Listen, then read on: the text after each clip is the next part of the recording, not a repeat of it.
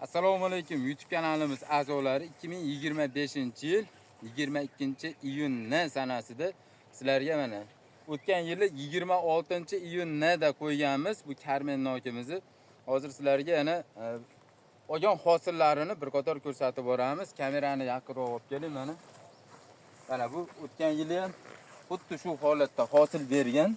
Mana bu holatda shu oyda oxiriga iyunning oxiri iyulning boshlariga xudo xolasa terim jarayonlarini ham qo'yib boramiz mana.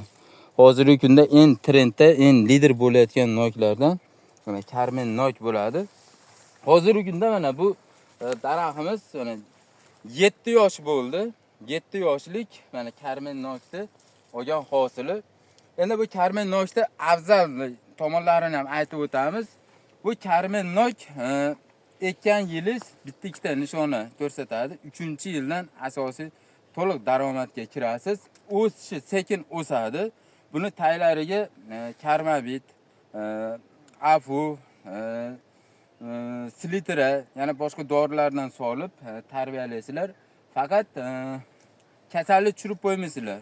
Buni tepasiga shira kasalligiga hozirgi kunda o'rganchikkana avj olgan bo'ladi. Shu dorilardan sevib turasizlar. Lekin bu karmen nokimiz kasallikka ham chidamli bo'ladi, lekin bunga befarq bo'lmasdan dorilash jarayonini ham olib borasizlar. Mana qo'yganlarni mana ko'rsatib boramiz buni. Bu videoni qo'yishdan maqsad ko'chatlardan ko'paytirganmiz. Mana xudo xolasa kuzgi mavsumga noyabr oyidan ko'chatlar ekish boshlanadi.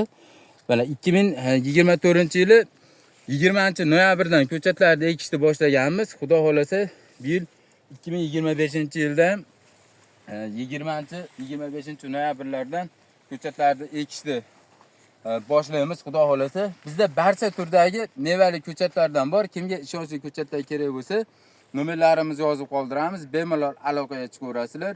Bu videomiz yoqqan bo'lsa, like bosib, bu videomiz tarqalishi uchun boshqa tanishlarga ham jo'natib qo'yinglar.